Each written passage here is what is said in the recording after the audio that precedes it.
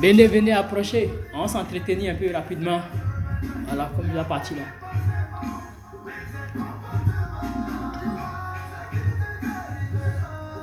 Approchez. On voit tout ça là ensemble ici, on débat. C'est important.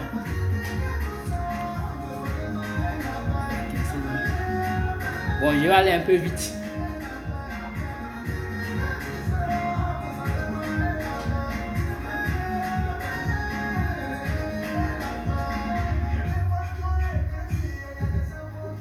Bon, on va commencer rapidement là parce qu'il n'y a pas assez de temps. Voilà. Bonjour, bonjour à tout le monde ou bonsoir à tout le monde. Ça dépend des positions parce qu'ici, commence à faire un peu tard. Je salue tout le monde. C'est encore moi. Voilà, votre frère, votre petit, je sais pas, votre cousin, tout ce que vous voulez. Voilà, c'est moi le Massa. Je reviens aujourd'hui vers vous pour qu'on s'entretienne un peu parce que, voilà, il faut ramener aussi souvent, il faut ramener ce qui est passé pour que les gens puissent, au moins, ça va aider à réfléchir, c'est très important. Aujourd'hui, je reviens vers vous pour qu'on s'entretienne un peu, pour parler. Parce qu'il y a tellement de choses, il y a tellement de questions qui restent posées, et puis il y a tellement de gens qui ont été blagués, ils ont détourné un peu les esprits des gens. Les gens ont cru ce que les gens leur ont dit, mais ils ne font pas de recherche aussi pour pouvoir comprendre ou savoir. Parce que faut reconnaître que après la mort d'Oufoué, il y a beaucoup de gens qui sont nés. Et après la mort d'Oufoué, tous ceux qui sont nés là, ils ne connaissent pas forcément ce qui s'est passé avant, sauf ce qu'on leur dit. Ils ne connaissent pas, mais ils ne vont pas aussi faire des recherches parce qu'on connaît Abidjan, tout le monde, les gens n'ont même pas la tête à ça. Eux, ils cherchent quoi, comment gagner leur pain, manger, tout bien, soit comment faire. Bon, chacun gère sa vie. Ils ne font pas des recherches. Donc, c'est important aujourd'hui que des gens aussi reviennent vers ces personnes-là, cette génération, notre génération-là, parce que la génération avant, eux au moins d'autres connaissent, bon, même si d'autres jouent à l'hypocrisie, ils savent mais ils ne parlent pas de peur de se faire quand même des ennemis, mais c'est important de parler. Voilà. Maintenant, aujourd'hui, je reviens vers vous parce que c'est très important de savoir quelque chose. L'ex-ministre Sougbago, Charles Kofi Dibi, il est mort, mais il est mort comment? Il est mort après avoir fait une interview où il parlait du président Ouattara. Parce que c'est important. Pourquoi j'ai souligné ce petit truc-là? Parce que c'est très important.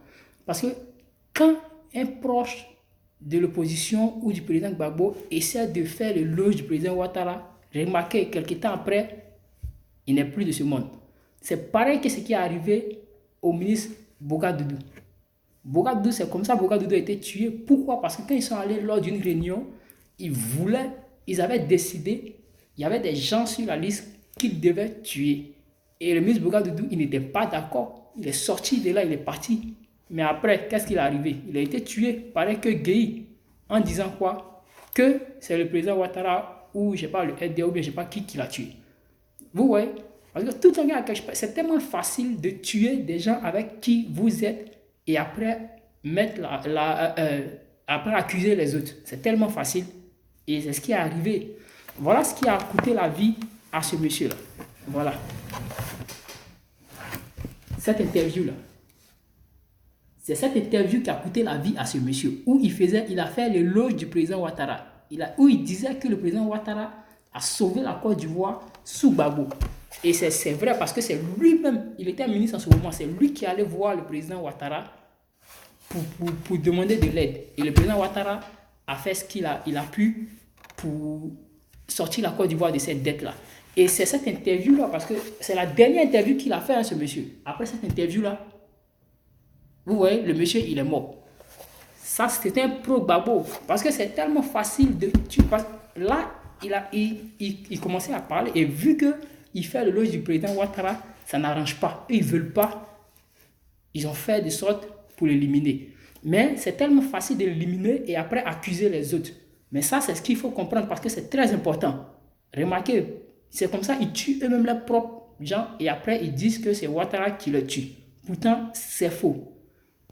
Et encore, revenant, quand on veut parler aujourd'hui, on parle des officiers qui sont en prison.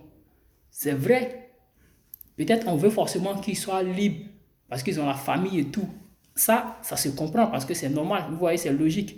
Mais en même temps, quand on veut demander de telles choses, il faut bien faire les choses. Quand tu veux demander une doléance, il faut bien faire les choses. Voilà, mais il y a des gens qui sont morts, il y a des gens qui ont perdu la vie. Donc quand vous venez et vous faites des discours gris en disant ils n'ont rien fait à libérer, ça fait mal. Et c'est pour cela on veut appuyer pour que la justice rende son verdict. On va appuyer jusqu'au bout. Vous voyez? Regardez avec moi. On va suivre ça ensemble. Hein.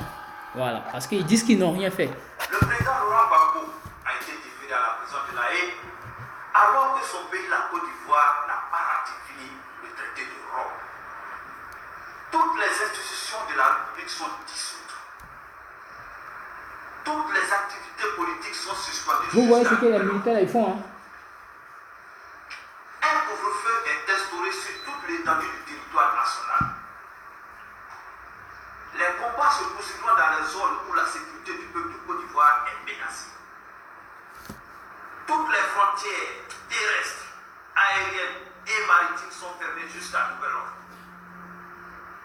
Toute personne ou force militaire qui ne respectera pas ces mesures sera considérée comme un ennemi de la République et sera traitée comme tel. À partir de cet instant, le chef de l'exécutif de Côte d'Ivoire est votre modeste serviteur, colonel Jean-Noël. Voilà, ça c'est le colonel Abbaye. Dès cet instant, je dissous la constitution de Côte d'Ivoire. Voilà. Et toutes les institutions républicaines. Les organisations syndicales et politiques sont à l'heure actuelle dissoutes. Je tiens à rappeler que les frontières maritimes, aériennes, à partir de cet instant, sont fermées. Les forces nationales de libération de la tête ébernie s'emploient à l'heure actuelle à rétablir l'autorité de l'État sur toute l'étendue du territoire. Lève-toi si tu as un caillou. Lève-toi Écoutez si bien. tu as une machette. Lève-toi si tu as un bâton et défends la souveraineté de ton pays. Je tenais à faire ce point pour revenir et demander aux Ivoiriens qu'il est vraiment temps. On a tous entendu, hein? Vous avez entendu? Si tu as un caillou, une machette, un couteau ou un fusil, je sais pas, lève-toi et défends. C'est ce qui a amené les jeunes gens à prendre des armes et aller tuer tout ce qui était comme Djoula. Parce que eux, pour eux, ils n'ont même pas vérifié. C'était peut-être des Maliens, des Burkinabés, mais le fait qu'ils soient Djoula ou ils parlent Djoula, direct, automatiquement, c'était des RDA. Et c'est comme ça qu'ils sont allés tuer tout le monde. Et c'est ces gens-là aujourd'hui qui se retrouvent en prison et on nous dit qu'ils n'ont rien fait. Vous avez tous entendu ce qu'il a dit. Parce que c'est tellement facile. C'est un peu comme le cas Soro Guillaume. Ça, c'est une petite parenthèse. Qui a fait tuer Ibé, mais quand on parle, qui dit j'étais pas en Côte d'Ivoire quand Ibé est mort. Mais les amis, de vous à moi, est-ce que moi je peux pas être ici en France et prendre mon téléphone, appeler Abidjan là-bas et dire bon voilà, tu as vu le voisin qui est là ou bien le gars qui habite là-bas là, hein? Prenez les gars, allez le tuer.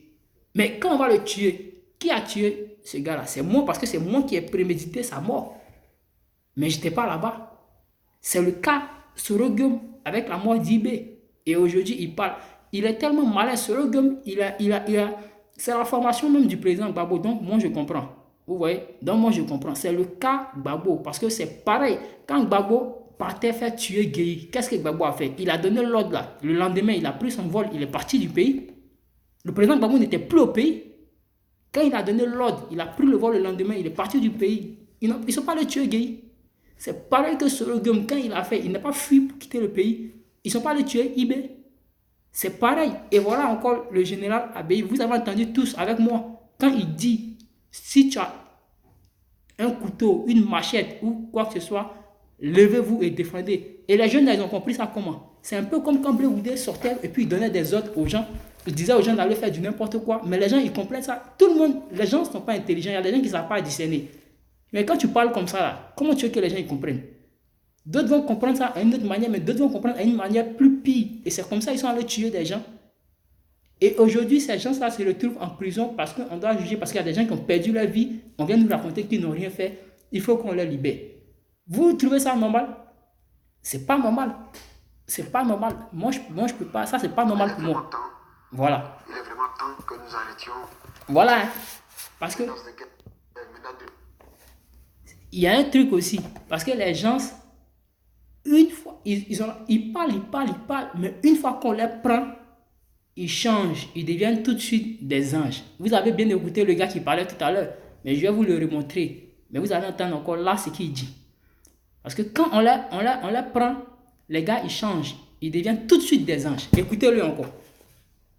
Menace de guerre, menace de déstabilisation. Il est vraiment temps que nous puissions arrêter. Il est temps que nous puissions nous mettre ensemble pour que la Côte d'Ivoire évolue. Vous avez bien entendu? Parce que là, il était arrêté. Et là, le gars, il a changé complètement. Là, il parle de qu'on se mette ensemble pour que la Côte d'Ivoire évolue. Vous avez entendu? Et c'est avec ces gens-là, on va s'amuser. Pendant que, voici des gens, excusez-moi pour ceux qui sont sensibles. Voilà. Et même, vous vous rappelez de ça? Quand ils sont allés attaquer...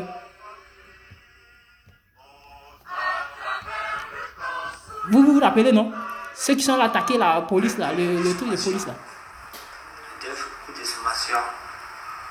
Était un code. Vous avez entendu? Dit aux autres de venir, de rentrer à l'entrée secondaire. La mission était de partir à Koudou. Vous vous rappelez, non? C'était en 2017. Quand ils sont allés attaquer le poste de police là-bas, là. Ils voulaient partir à Koudou. Et ces gens-là, aujourd'hui, on les arrête, on les met en prison et on vient nous dire qu'ils n'ont rien fait, que le régime de Ouattara, c'est un dictateur, son régime emprisonne les gens. Vous-même là, est-ce que ça là, ça? Franchement, il faut qu'on se dise la vérité. Il faut qu'on se dise la vérité. Ouais. Le chef de l'exécutif de Côte d'Ivoire, votre modèle serviteur, colonel Abey Jean-Noël. Il faut qu'on se dise la vérité. C'est important. C'est très important de se dire les vérités. Voilà. Des gens qui sont allés, qui ont donné des ordres, ils sont allés tuer des gens. Et aujourd'hui, on les arrête. On nous dit qu'ils n'ont rien fait. Il faut qu'on les libère. Et quand on parle de la violence en politique, je vais vous montrer ça ici tout à l'heure. La violence en politique, d'aucuns racontent que c'est le président Ouattara qui a ramené la violence en politique. Mais regardez bien, en ce moment-là, Ouattara n'était pas là. Hein. Vous allez mieux comprendre. Quand vous parlez de ouais, regardons tout ça ensemble. C'est important. Quel Ivoirien ne se souvient pas de ces images d'un certain Laurent Gbagbo, encore dans l'opposition, installé dans une position indécente avec mépris et dédain devant le père de la nation, Félix Houphouët-Boigny, notre vieux. Souvenez-vous encore. Les élèves et étudiants sous la poussée d'un certain Laurent Gbagbo et du FPI ont traité le vieux Félix Houphouët-Boigny de voleur. C'est vous qui allez me traiter de voleur, celui qui est né dans l'argent et qui reste dans l'argent. Souvenez-vous encore. Dans le livre de Laurent Gbagbo intitulé Le temps de l'espoir, paru aux éditions Continentales, écoutez bien et allez vérifier. 1995, il répond à la question suivante. Que retenez-vous du président Félix Houphouët-Boigny et que pensez-vous que l'histoire retiendra de lui? Laurent Gbagbo répond ainsi. Je ne sais pas ce que l'histoire retiendra de lui. Ce que moi je retiens, c'est d'abord que c'est un homme qui a instauré un régime dictatorial, Ah, le son. un dirigeant qui a supprimé tous les partis politiques, qui a donc interdit à d'autres partis d'exister, qui a fait arrêter et incarcérer tous ceux qu'il soupçonnait de vouloir créer un parti. Un tel homme ne peut pas être mon ami. Souvenez-vous encore. Toujours dans la même œuvre, Honoré de Soumo pose cette question à Gbagbo. En 1990, à la proclamation des résultats, Houphouët-Boigny vous a-t-il téléphoné? Gbagbo répond. Non. Moi non plus, je ne lui ai pas téléphoné. Pourquoi? J'avais de la pitié pour lui parce qu'il a cherché à gagner par de petites combines. Vous avez compris? D'un homme qui a été chef d'État pendant 30 ans. De qui se mord-on? Laurent Gbagbo. Vous avez compris? Gbagbo qui dit, lui, il a eu de la pitié pour Oufoué parce que Oufoué a gagné les élections. Il a triché pour gagner. Donc, vous, quand vous perdez, c'est que l'autre, il a triché. Ça, c'est sûr et certain. Quand il perd les élections, c'est que l'autre, il a triché. Vous avez entendu Gbagbo qui dit, lui, la pitié d'Houphouët-Boigny parce que Houphouët-Boigny a triché les élections pour gagner. Et regarde, écoutez encore, hein, vous allez voir. Gbagbo aurait-il décidé de troubler le sommeil du père fondateur de la nation? En tout cas, nul doute que l'historien Laurent Gbagbo, en se réclamant aujourd'hui le premier des oufouettistes, veut, comme il a toujours su le faire, tordre le cou à son histoire et à celle de la Côte d'Ivoire. Gbagbo, le chef de ville, et c'est bien lui, le chef de ville, s'est sauvé de la Côte d'Ivoire. Il est allé à Paris pour demander le droit d'asile. Certainement que non, Félix Houphouët-Boigny doit se retourner dans sa tombe. Souvenez-vous encore. Souvenez-vous encore. Sécurité sera toujours garantie.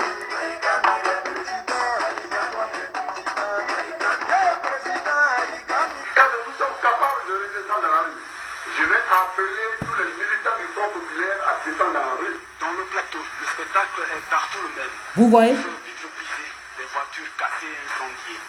Les rues sont dangereusement vides.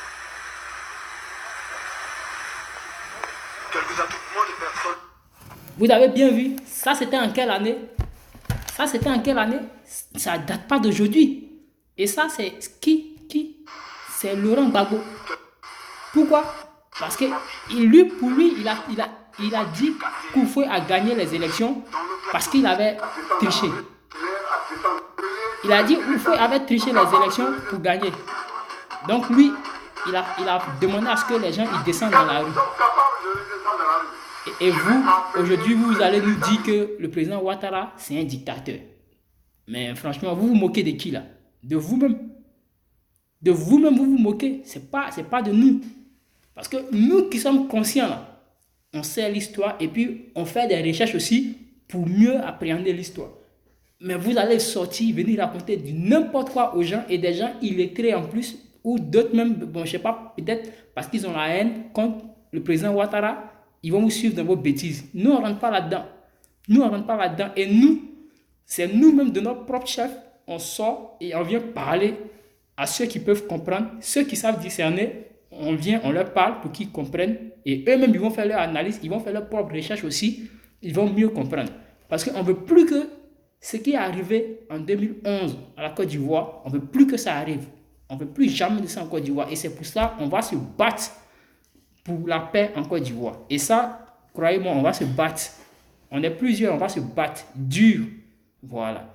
Et aujourd'hui, quand je vois d'autres me parler de leur leader, on dit Soro Guillaume. Bon, Soro Guillaume même là, le président m'a dit de ne plus parler de lui. Mais il faut le rappeler aussi. Parce que quand d'autres me disent que Soro c'est leur leader, Soro c'est lui qui va venir changer tout en Côte d'Ivoire. Mais moi, je me demande, vous êtes dans quelle planète où vous êtes en ce moment-là, c'est quel rêve? Réveillez-vous. Réveillez-vous, chers amis. Vous rêvez peut-être, mais réveillez-vous. Soro pourra pas, il pourra. Comment Soro il fonctionne? Cherchez à savoir déjà comment Soro fonctionne. Vous allez mieux comprendre que Soro ne pourra pas sauver quelque chose. Il ne pourra pas sauver quelque chose. Soro, c'est pareil que dans la rébellion. Écoutez.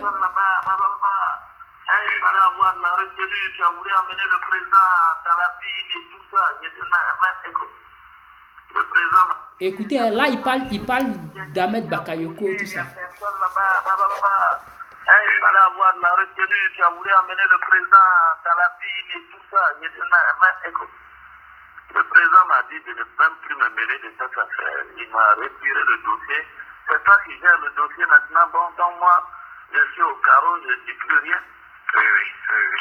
Il dit oui, mais bon, c'est bouclé. Il ne faut pas que vous allez vous tromper. C'est bouclé, c'est rock. C'est rock. Bon, maintenant, je vais te protéger. Parce que Salif dit que c'est toi qui es derrière tout ça. C'est toi qui as fait ça. Toi et Mayaki, vous avez fait ça. Toi et Mayaki, Bassouli, c'est vous qui avez fait ça. Tout. J'ai dit à Mayaki est au Qatar. Moi, je suis ici. Il y a trop de problèmes pour faire quelque chose. Maintenant, quand à Salif, il faut lui dire que moi, Guillaume Soro, je dis. Quand il était dans le désert de Comporé, là, quand il venait à Abidjan, moi, il ne lui donnait pas l'argent pour manger. Maintenant, s'il considère que moi, je suis dans le désert, là, est-ce que c'est là qu'il doit tirer sur l'ambulance? Il n'y a pas de problème. Il dit non, lui va arranger ça, mais bon, c'est rose, c'est fini. J'ai dit bon, d'accord, très bien. Mais bon, Ahmed est vraiment dans cette posture-là. Mon cher, je peux même t'envoyer des mails où il allait chercher Docteur Fokam du Cameroun. Là. Vous voyez le travail de Soro, non? Parce que c'est de passer derrière pour essayer de raconter et mélanger les gens. En fait, il veut se faire bien voir de partout. C'est comme ça qu'il a manipulé le président Gbagbo et les rebelles. Je vous dis, hein, faites très attention. Vous ne connaissez pas Soro. Soro est très dangereux. C'est une vipère. Soro, c'est une vipère. Aujourd'hui, moi, je vois d'autres me dire Soro, c'est un leader, c'est lui qui pourra changer. Vous dormez, vous là. J'ai dit à Ibrahim quand même pour les autres là. Ibrahim c'est mais le président, lui, il ne sait pas. Parce qu'Ahmed a mis la pression sur le président pour recevoir les rocs que le président a refusé. Ouais, et lui, pour la solidarité fraternelle, mon vieux, c'est pas un exemple reluisant, hein. Donc... Ah, ce que je peux te dire, sur le carreau. Alors maintenant,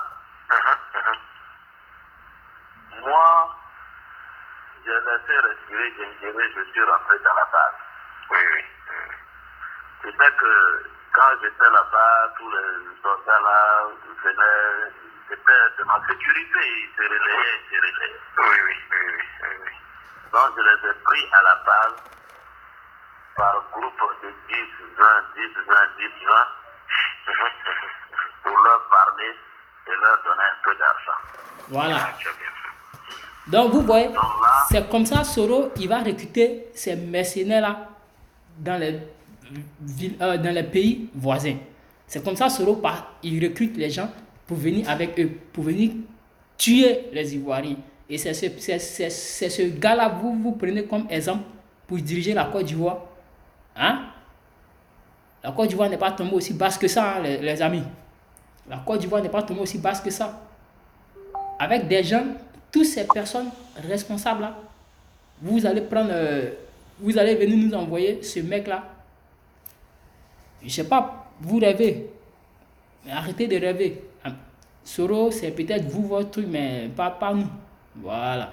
Et puis sur la question de nationalité du président Ouattara, là encore, on va vous dire, parce que c'est pas nous. En tout cas, c'est pas nous. Moi, je ne vais pas vous répondre. Mais écoutons tous. C'est le président Oufoué qui va répondre sur la nationalité du président Ouattara. Parce que je le dis et je le répète tout le temps. Je vous dis, cette histoire de nationalité, c'est le président Bédié qui a ramené ça, cette histoire de nationalité, pour exclure Ouattara. Pourquoi? Parce que c'est Bédié qui occupait le poste de ministre des Finances avant au temps d'Oufoué. Mais il avait fait tellement de détournements, Oufoué l'a dégagé et il a fait appel à Ouattara. Oufoué l'a mis dans un autre poste à côté là-bas. pour enlever sa main même dans les affaires. Et c'est comme ça que Ouattara est venu auprès d'Houphouët.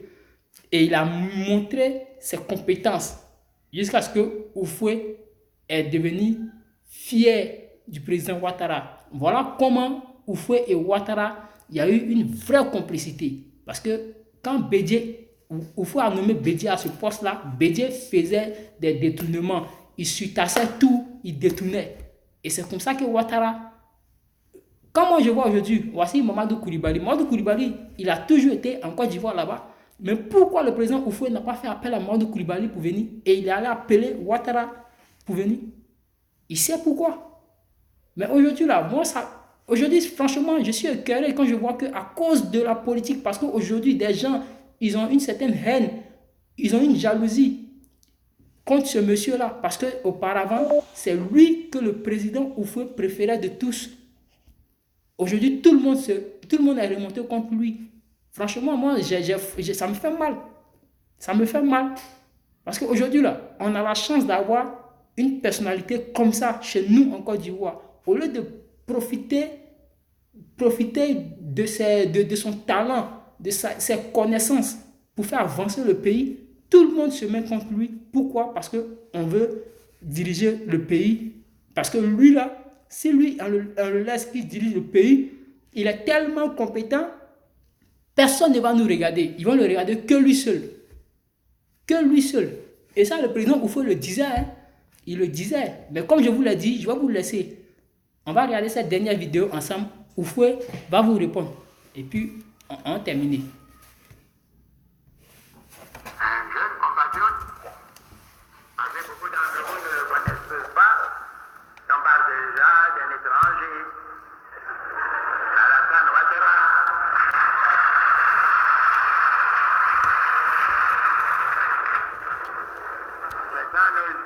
C'est un originaire de la grande métropole d'alors, Congo. Vous savez, la guerre de Samori n'a pas épargné cette grande cité, dont les chefs précisément étaient les Ouattara. Sa mère est de Guinée. Il avait frère député, on n'était pas d'étrangers. L'un de ses cousins a travaillé pendant 8 ans avec moi à la CEDEAO.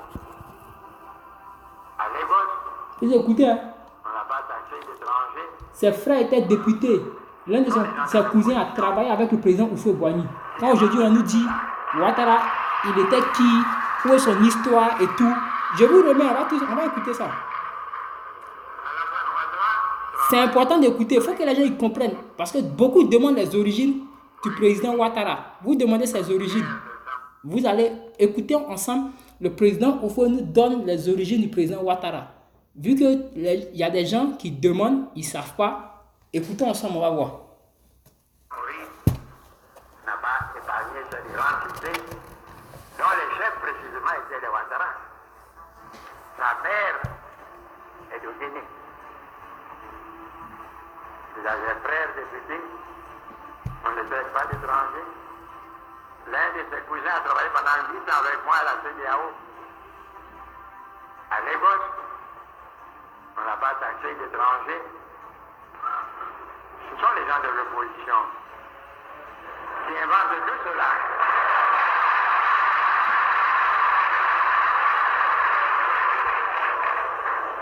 Alassane Ouattara travaille avec une petite équipe pour essayer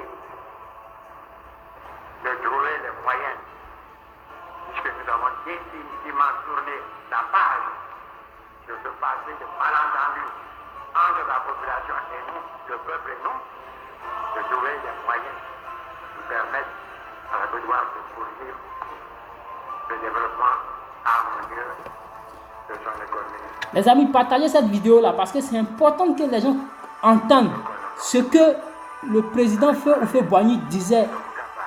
Parce que c'est important. Parce qu'après la mort d'Houphouët, beaucoup ont raconté des mensonges sur ce monsieur. Malheureusement, le président Houphouët-Boigny ne peut plus se relever pour venir démentir tout cela.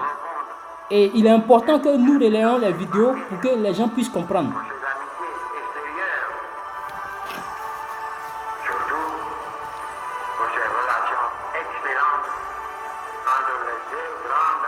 institutions internationales financières, la Banque mondiale et le Fonds monétaire.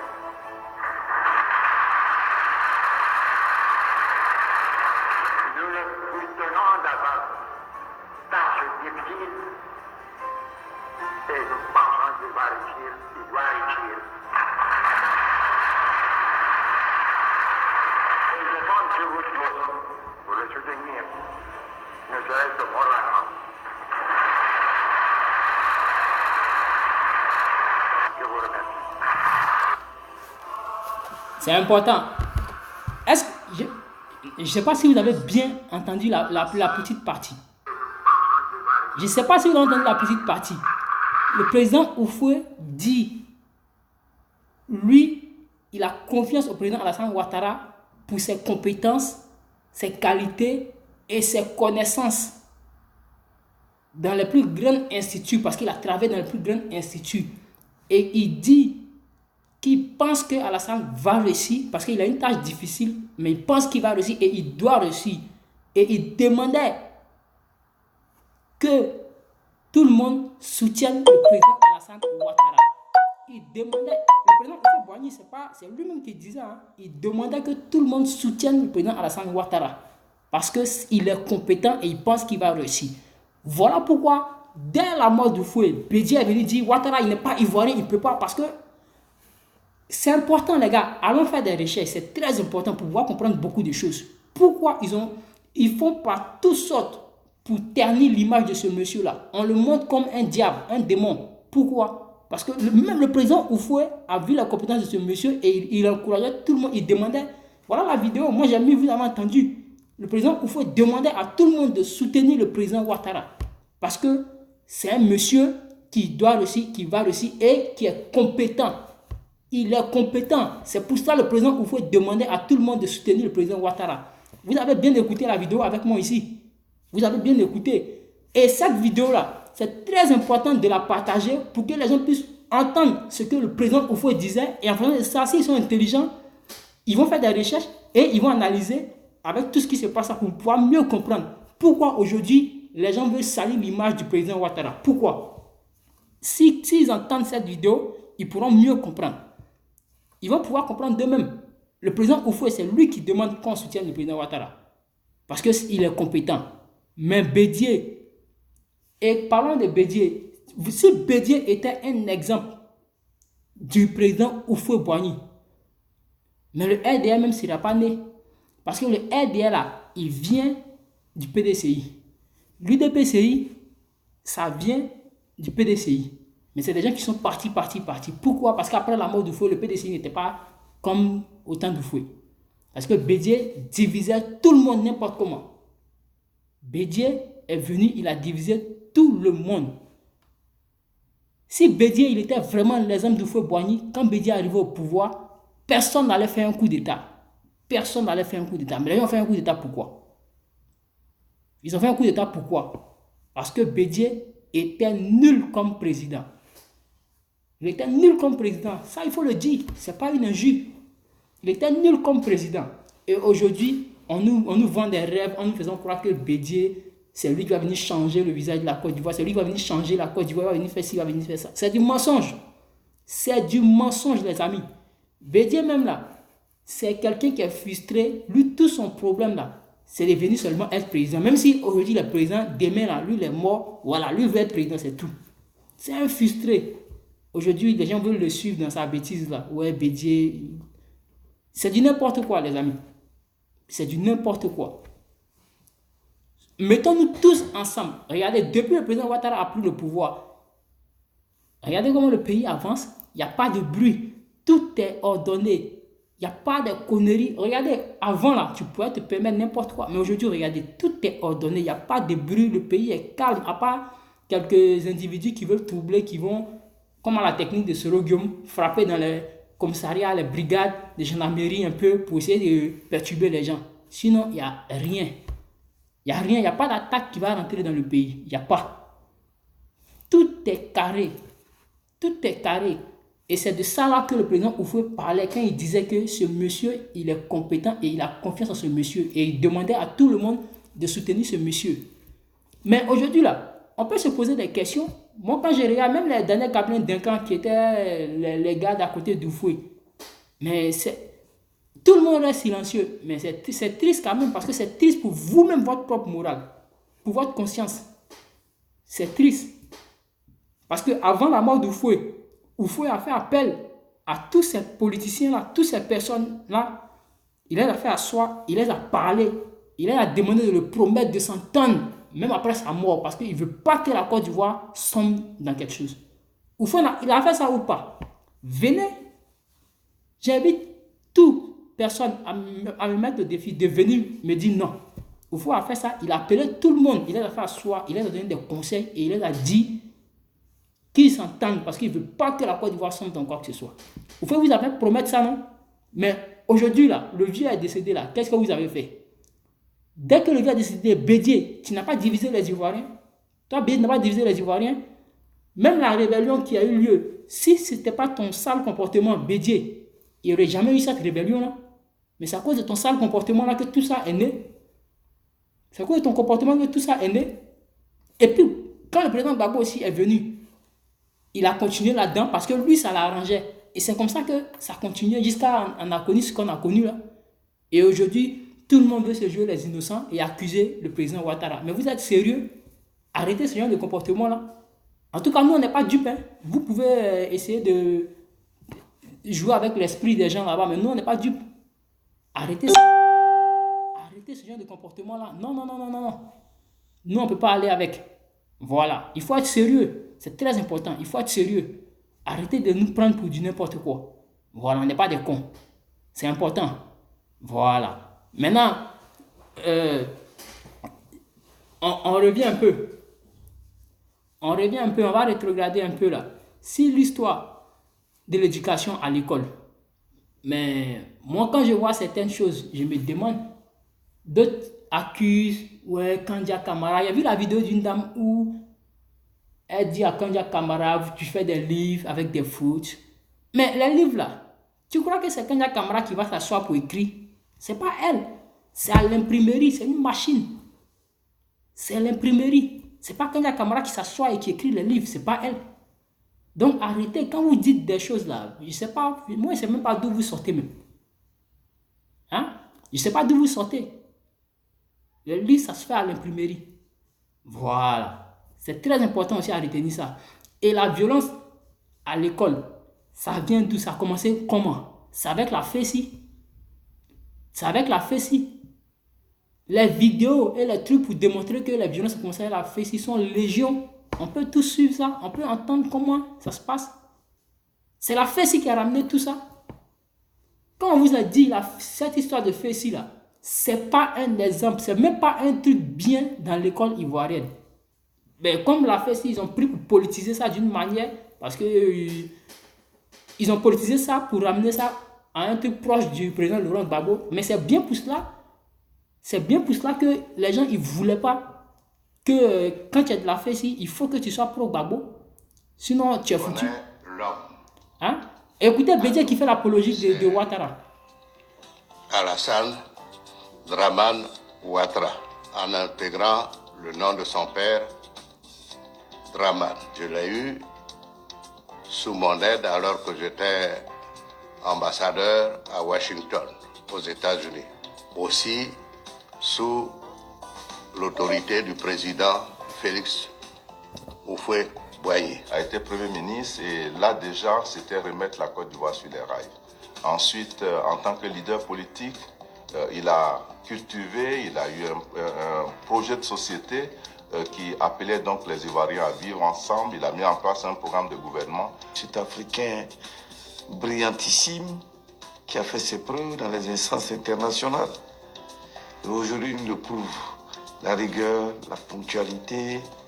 J'ai découvert un monsieur humble qui a le respect pour chacun, chaque citoyen. C'est quelqu'un de profondément humaniste qui porte beaucoup d'attention donc à l'autre, aux êtres humains donc en général. Pour être président de la République, il faut avoir beaucoup de volonté. Il a beaucoup de volonté, il a beaucoup d'assurance et il sait où il va. On était dans la même voie. Ça, c'est ce qui est important. Parce que c'est ça aussi. On ne devient pas président parce qu'il faut président. Ben oui. Il faut avoir... Il est rigoureux, il rassure. Écoutez Bédié. On peut lui faire confiance. Je suis avec Ado. Je suis avec Ado. Moi, je ne peux pas comprendre que Bédié, toi, tu finis de dire tout ça, tu fais l'apologie du monsieur, et aujourd'hui, tu veux nous raconter de n'importe quoi que c'est un dictateur parce que tu vises le pouvoir. C'est triste et c'est honteux pour toi, un vieux de ton âge. Cher ami, je suis déchargé, donc je vais devoir couper la vidéo parce que je suis déchargé, je suis impuissant.